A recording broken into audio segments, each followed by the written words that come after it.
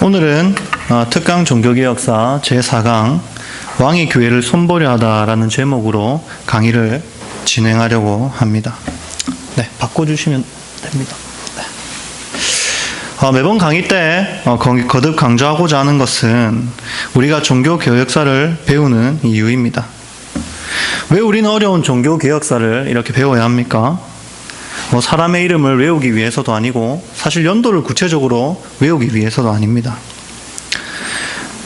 먼저는 왜 종교개혁이 일어났는지 알고 개혁된 교회란 어떤 것인지 그 근원을 알기 위해서이며, 그리고 두 번째는 종교개혁자들의 개혁의 의지와 신앙을 배우기 위해서입니다. 지난번 강의 때 개혁된 교회는 항상 개혁되어야 한다라는 주제로 함께 종교개혁사를 살펴보았는데요. 그것을 통해 가톨릭 교회에서 개혁되어 나온 교회의 모습들, 가톨릭과 어떤 부분이 다른지, 그리고 어떻게 개혁되었는지에 대해 짧게 살펴보았고요. 그리고 오늘은 종교개혁자들이 당했던 고난과 그리고 유혹들을 살펴봄으로써 오늘 우리의 신앙의 모습들을 한번 돌아보고자 합니다. 지난번에는 잉글랜드와 그리고 스코틀랜드의 종교개혁사에 대해 지지난주와 그리고 지난주에 각각 배웠습니다. 그리고 오늘은 잉글랜드와 스코틀랜드의 통합왕국 시대의 종교개혁사를 함께 살펴보려고 합니다. 엘리자베스 1세를 기억하십니까? 우리가 지난번 잉글랜드의 종교개혁 때 배웠던 그 여왕입니다. 잉글랜드 국왕 헨리 8세와 궁녀 출신인 앤 볼린 사이에서 태어난 공주이며, 원래는 왕이 될 가능성이 아주 희박했는데 그 앞에 있던 에드워드 6세와 메리 1세가 일찍 죽는 바람에 얼떨결에 왕이 된 여인입니다. 여왕임에도 불구하고 왕권을 극대화시켰고, 그리고 가톨릭의 간섭으로부터 성공회를 완전히 분리시켜서 국교화하였으며, 개신교회까지 완벽하게 통제하여 국가적 종교적 중앙 집권화를 이룬 왕이 바로 이 엘리자베스 1세입니다. 그야말로 영국의 자랑입니다. 그런 엘리자베스 여왕에게도 안타깝게 자녀가 없었고, 그리고 그녀의 강력한 왕권을 잉글랜드의 왕실이 아닌 스코틀랜드의 왕실의 제임스 6세에게 넘기게 됩니다. 이것은 잉글랜드와 그리고 스코틀랜드 왕과의 가계도인데요. 사실 중요하게 보실 필요가 없기 때문에 흐리게 제가 일부러 올려놨습니다. 네, 절대로 고의가 아닙니다. 일부러 해놓은 겁니다. 일부러. 엘리자베스 1세와 제임스 6세는 먼 친척 관계로 왕과는 달랐지만 사실 한 가족이나 다름없었습니다. 그리고 엘리자베스 1세가 제임스 6세에게 잉글랜드의 왕권을 넘겨줌으로 이제는 통합 왕실을 이루게 됩니다. 제임스 6세는 얼떨결에 잉글랜드의 이 왕권을 물려받게 되었습니다. 그리고 잉글랜드에 이전에 제임스라는 이름을 가진 왕이 단 한 번도 없었기 때문에 이 제임스 왕이 첫 번째면 뭐라고 불러야 됩니까? 제임스 1세입니다. 근데 자기가 원래 왕이었던 스코틀랜드에서는 제임스 6세였습니다. 그래서 잉글랜드의 왕권을 물려받으면서 이름이 조금 이상하게 됩니다. 제임스 6세 겸 1세라는 이름을 가지게 됩니다. 그리고 최초의 잉글랜드와 스코틀랜드의 통합 왕실의 왕이 되는 행운을 누리게 됩니다. 제임스 6세는 엘리자베스 여왕이 자신에게 물려준 이 잉글랜드가 너무 좋았습니다. 왜냐하면 스코틀랜드에서는 왕으로서의 자신의 입지가 너무 좁았던 반면에 엘리자베스 1세가 왕실의 권위를 단단하게 다져놓았고, 그리고 그 결과 왕권이 상당히 강했기 때문입니다.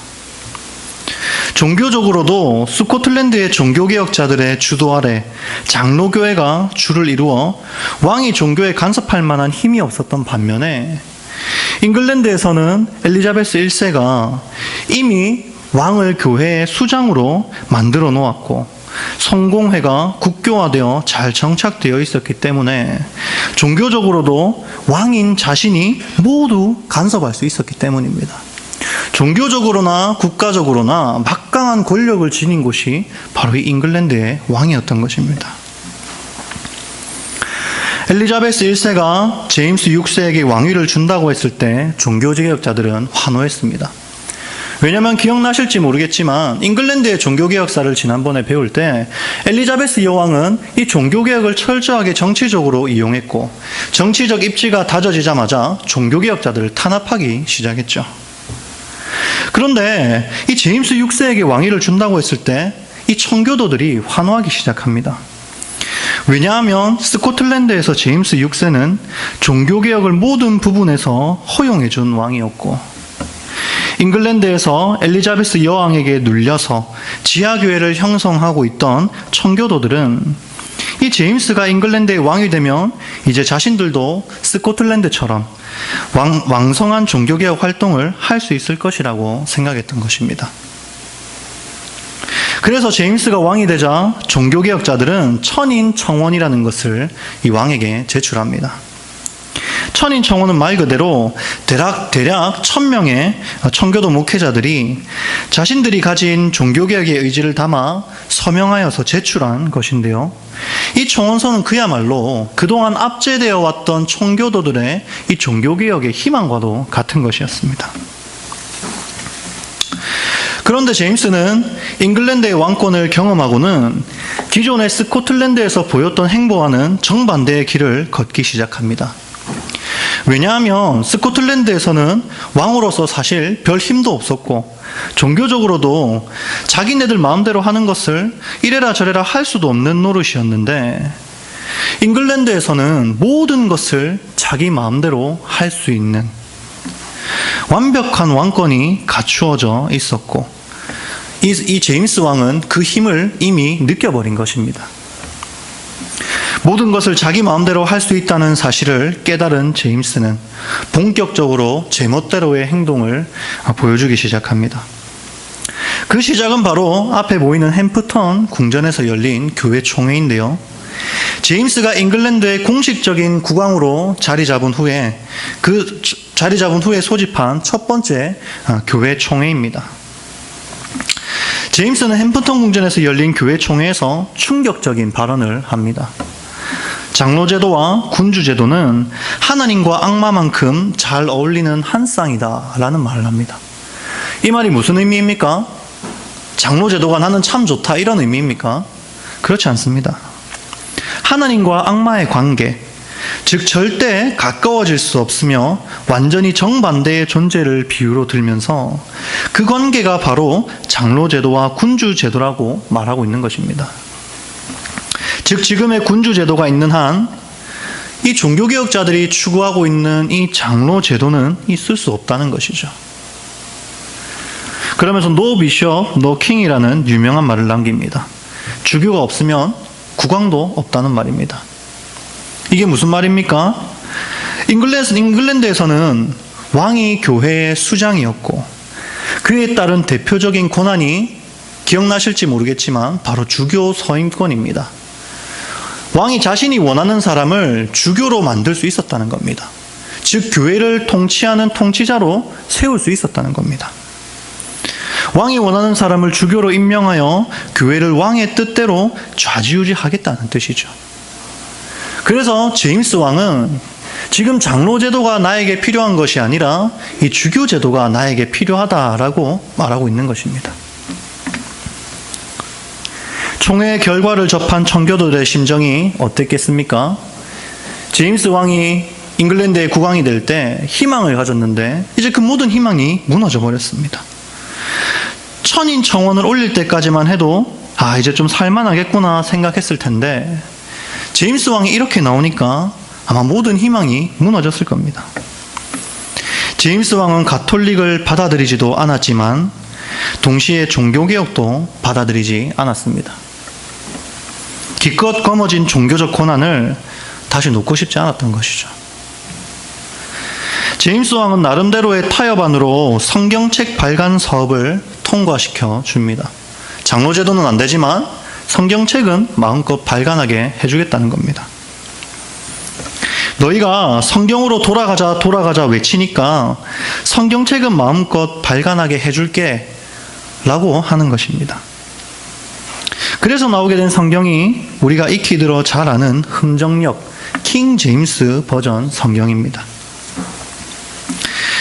잉글랜드의 강력한 왕권을 맛본 제임스는 이제 잉글랜드의 종교개혁뿐만 아니라 스코틀랜드의 종교개혁까지도 탄압하기 시작합니다. 이제 잉글랜드에서 완벽한 자신의 왕권을 맛본 것이죠. 자신이 친히 임명한 주교들을 파송해서 스코틀랜드의 교회들을 다스리게 하고, 그리고 그들을 이용해 장로교가 받아들이기 어려운 정책들을 교회 안에 도입하기 시작합니다. 그리고 얼마 후에 퍼스 총회를 개최하여 5가지 예배의 원칙을 만들어서 모든 교회가 이 원칙을 따르도록 합니다. 앞에 보시는 바와 같이 이 내용들은 종교개혁자들이 목숨을 바쳐가며 개혁해 놓았던 성례와 그리고 예전을 다시 예전의 가톨릭식으로 돌려놓는 짓을 지금 이 제임스 왕이 해버린 것입니다. 그리고 여기서 종교개혁의 의지를 와해시키는 끝판왕이 등장하는데요. 그것은 바로 유흥장려 정책입니다. 국가적으로 유흥과 오락에 관한 국가 정책을 세운 것인데요. 가장 심각한 문제는 이 유흥을 장려하는 날이 바로 주일이라는 것입니다. 그러니까 지금 제임스 왕은 주일에 경건하게만 지내지 말고 춤도 추고 그리고 게임도 하고 스포츠도 즐기라고 장려하고 있는 것이죠. 앞에 보이는 그림의 제목은 키핑 선데이입니다. 한글로 하면 뭐죠? 주일 성수입니다. 제목은 주일 성수인데 자세히 보시면 왼쪽에 한 남자가 책을 들고 우울하게 앉아있고, 그리고 그 옆에는 사람들이 무엇을 하고 있죠? 춤을 추고 있습니다. 그리고 놀고 있습니다, 열심히. 당최 주일 성수의 거룩함이 느껴지지 않지만 이 모습이 바로 제임스 왕이 바랬던 이 주일의 모습입니다. 주일날 예배를 드리되 게임도 하고 춤도 좀 추고 스포츠도 즐기는 등 여가 생활을 마음껏 즐기라는 것입니다. 주일을 아주 경건하게 지켰던 청교도들입니다. 주일을 그 누구보다 그 무엇보다 가장 경건하고 거룩하게 지켰던 청교도들입니다. 근데 그런 이들에게 제임스 왕이 펼친 정책은 너무나도 큰 유혹이었습니다. 그리고 이 정책은 내부적으로 청교도들이 분란이 일어나도록 만들었습니다. 이 정도는 괜찮지 않을까라는 생각으로 주일에 유흥을 즐기기 시작한 청교도들이 생겨났고, 꿋꿋이 지켜왔던 청교도 정신이 무너지기 시작한 것입니다. 그 외에도 여러 가지 방탕하고 쾌락적인 유흥거리들을 제임스는 계속해서 국가적으로 제공하기 시작합니다. 그리고 점점 사람들이 주일을 거룩하게 지키지 못하도록 만들어갔습니다. 이 유흥장려 정책은 너무나도 성공적이었고 청교도들의 신앙은 조금씩 무너지기 시작했습니다. 이 유흥장려 정책이 어쩌면 현대에도 동일하게 있는 것 같지 않습니까? 진정한 권력을 맛본 제임스는 이제 노골적으로 왕권 신수설을 주장하기 시작합니다. 원래 잉글랜드의 정치 제도는 마그나 카르타라고 해서 의회 정치였습니다. 그래서 귀족들과 왕 간의 그런 정치적인 권력 구도를 형성하는 게 잉글랜드의 기본적인 정치 구조입니다. 그런데 이제 이 완전한 왕권을 경험한 이 제임스 왕은 왕권 신수설을 주장하는 것입니다. 왕권 신수설이란 왕권은 바로 신으로부터 주어졌다는 정치 이론으로 사람들이 절대적인 왕권에 감히 도전할 수 없도록 하는 철학적 기반을 제공하는 이론입니다. 이제 자신의 왕권이 신격화되어 극강의 왕권을 누리려는 욕심이 제임스에게 있었던 것입니다. 하지만 다행히도 잉글랜드에는 의회가 존재했고 더 이상의 왕권 강화는 제임스에게 허용되지 않았습니다.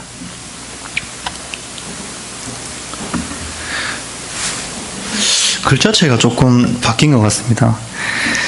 이 제임스 6세 겸 1세 왕을 이어 그의 아들 찰스 1세가 왕위에 오릅니다.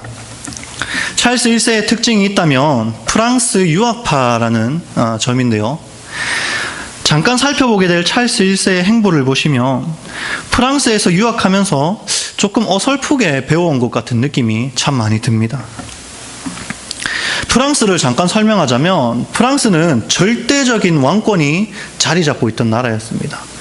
잉글랜드, 스코틀랜드보다 그 어느 나라보다 절대적인 왕권 신수설이 잘 정착되어 있던 나라였습니다. 그런 절대왕정의 프랑스에서 왕자로서 정치를 배운 그곳에서 공부를 한 이 찰스 1세의 정치 사상이 어땠을지 대충 예상이 되실 거라고 생각합니다.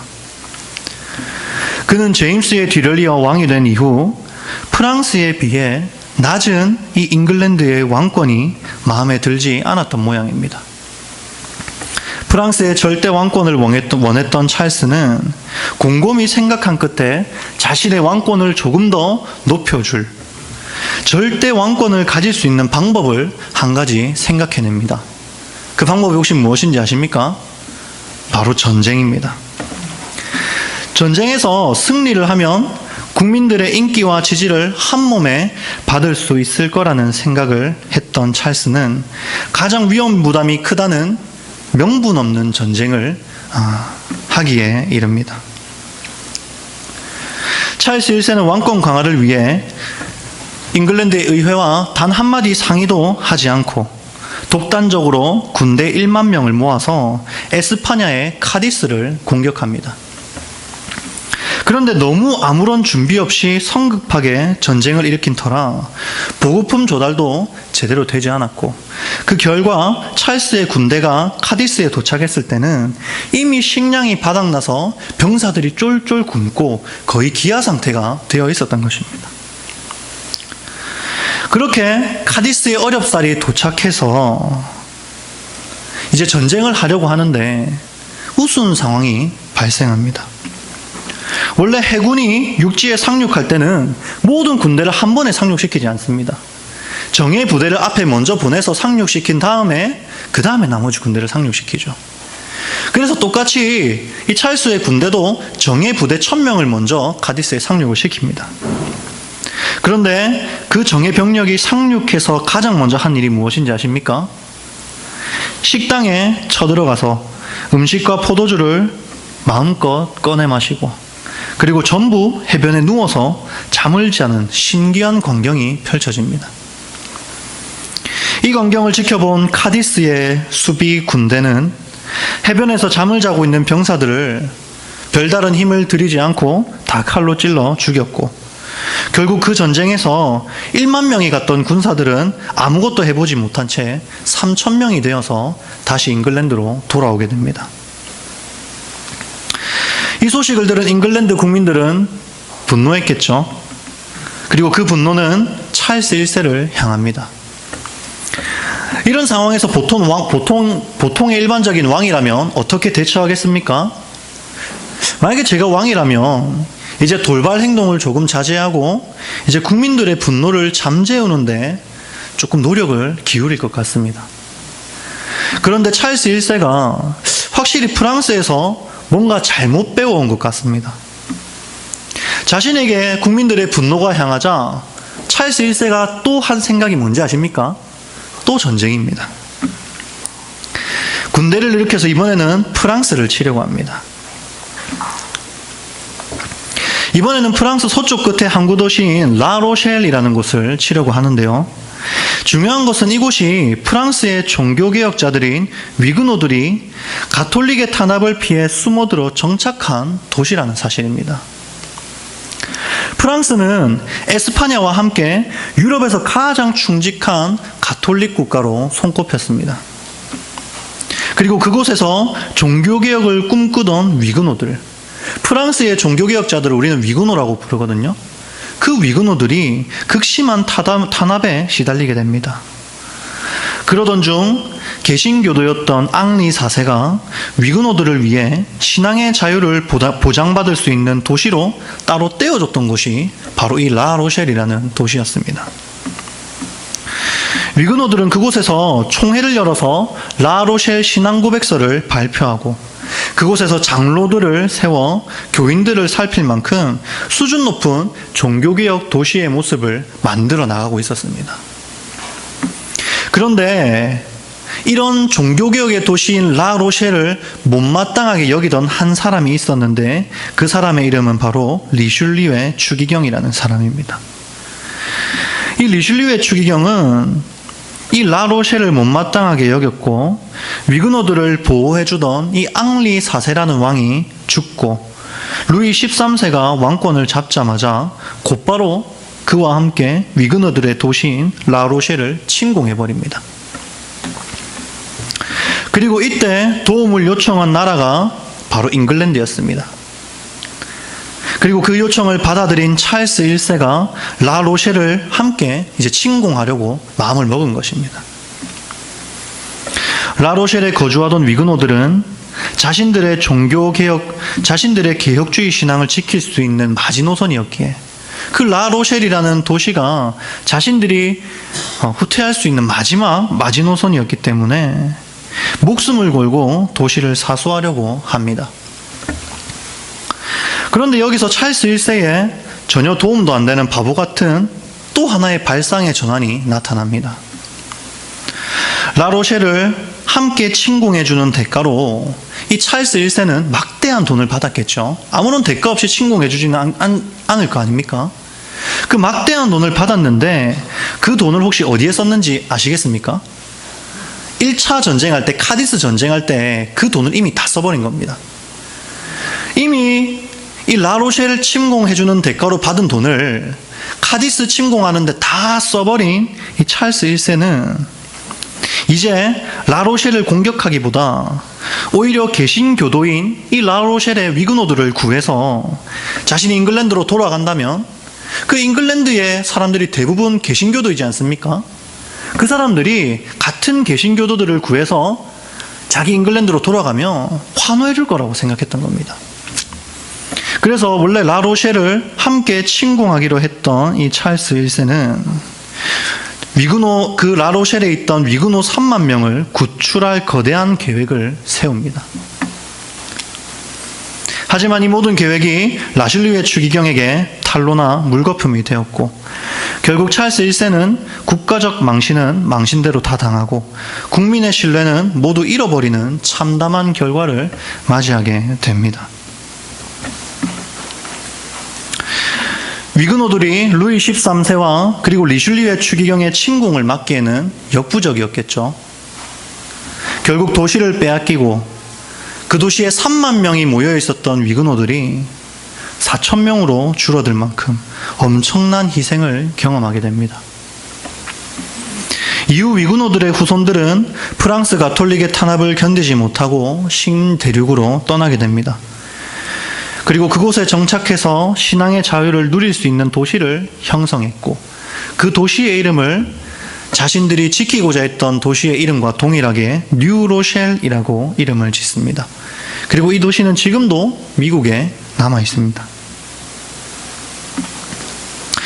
잉글랜드 의회는 무리한 전쟁을 2번이나 제멋대로 일으킨 찰스 1세에게 권리청원을 만들어서 서명하게 했고 찰스 1세는 왕권을 강화하려다가 되려 왕권을 더 잃어버리게 됩니다. 그리고 분노한 찰스 1세는 마지막으로 바보 같은 결정을 또 하나 내리게 되는데요. 그것은 바로 잉글랜드의 의회를 강제로 해산시켜버립니다. 참 이 찰스 1세의 행보를 보면 확실히 프랑스에서 뭔가 공부를 좀 잘못하고 온 것 같은 느낌이 많이 듭니다. 이로 인해 튼튼했던 잉글랜드의 정치 구조는 무너져 내렸고 이것은 결국 이제 다음에 배우게 될 내전이 발발하는 직접적인 계기가 됩니다. 이제 마무리를 하려고 하는데요.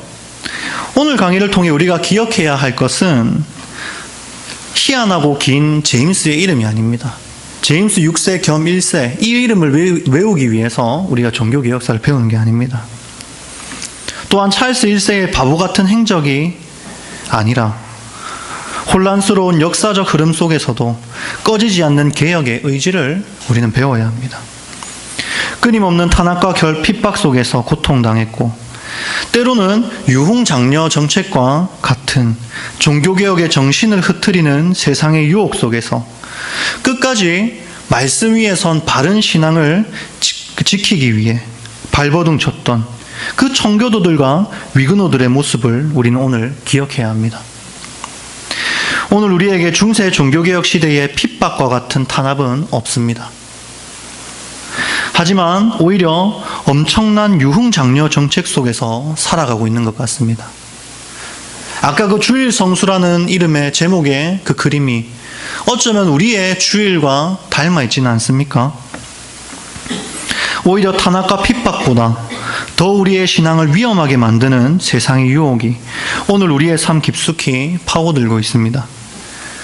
개혁된 교회는 항상 개혁되어야 하듯이 수없이 흔들리는 우리의 신앙을 또 수없이 말씀 위에 굳게 세워야 합니다.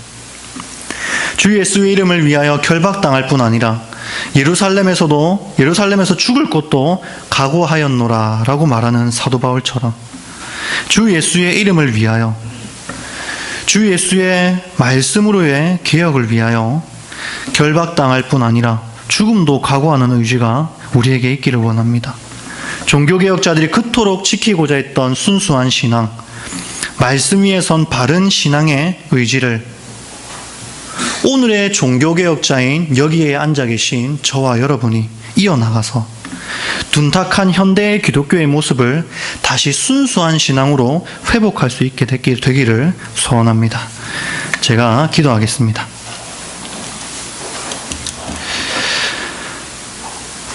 하나님, 오늘 특강 종교개혁사를 오후 예배 시간에 함께 나누었습니다.